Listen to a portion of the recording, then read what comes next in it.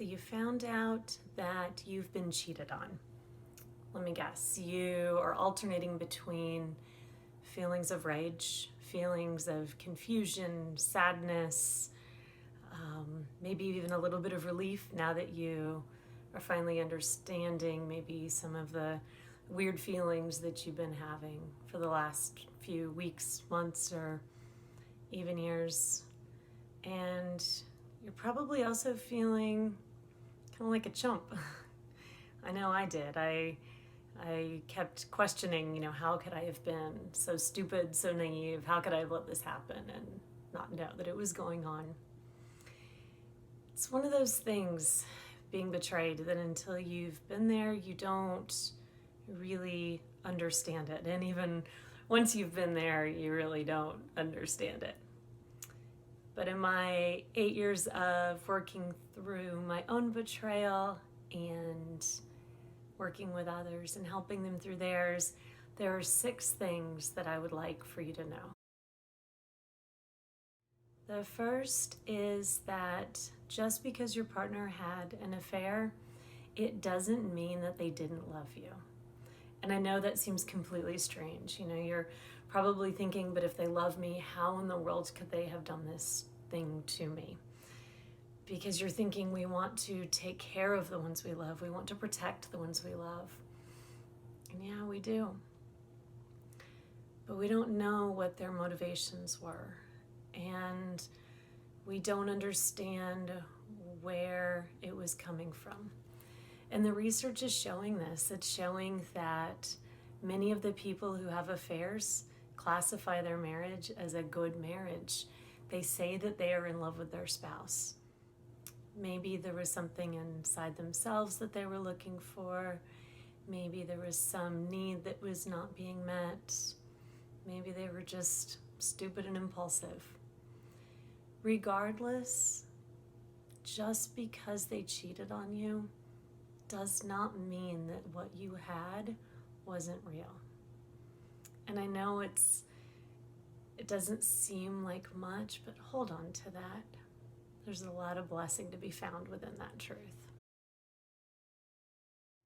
You will probably never fully understand why they did what they did and how they could do what they did. And I know I used to drive myself crazy trying to understand the whys in the house. And finally one day, a realization came to me, and that was this.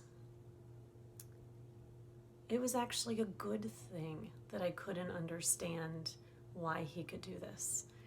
The reason I was struggling is because it wasn't a choice that I could have ever made. It was so far outside of my realm of possibility, it didn't even register. There's this saying that says it takes a cheater to know a cheater, and there's some truth to that. Unless it's a choice that you could make, unless it's a way that you happen to be geared, I don't know if you'll ever really be able to understand it. So why try? It's just wasted energy. The pain from the betrayal will continue for a while.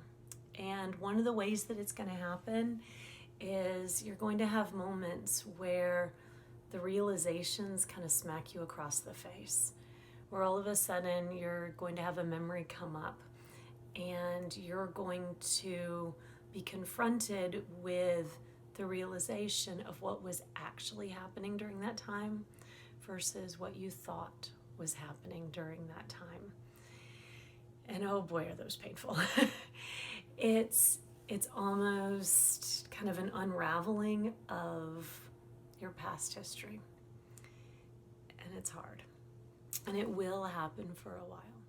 The good news is it does start to fade. Eventually, you've exhausted all the major memories, and our memories being valuable, you've forgotten some of the other ones.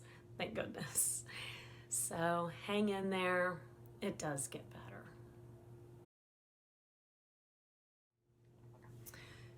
Once you've been cheated on, it's easy to internalize that and to think that you are somehow not enough.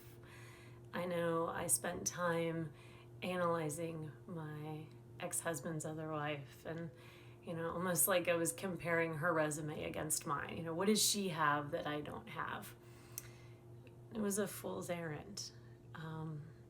She was what he was looking for in that moment, and I wasn't. And that wasn't necessarily a slight against me. In fact, knowing what I know now about him, I'm glad that I didn't fit what he was looking for at that point in time. And also think about the source of the information.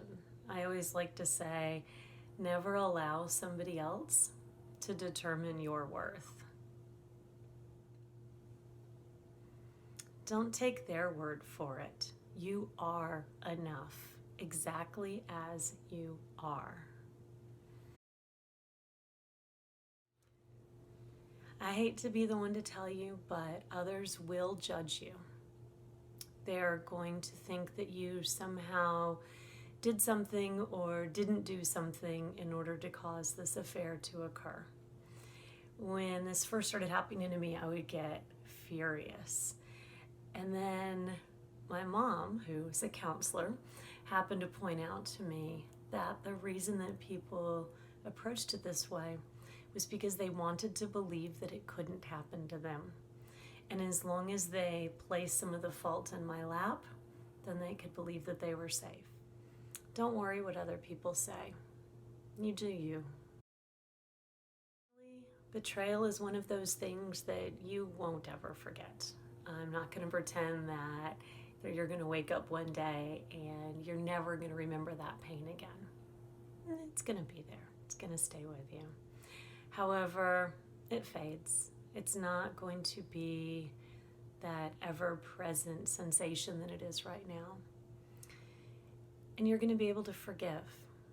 And I'm not talking about forgiving the other person, the one who betrayed you. I'm talking about forgiving yourself.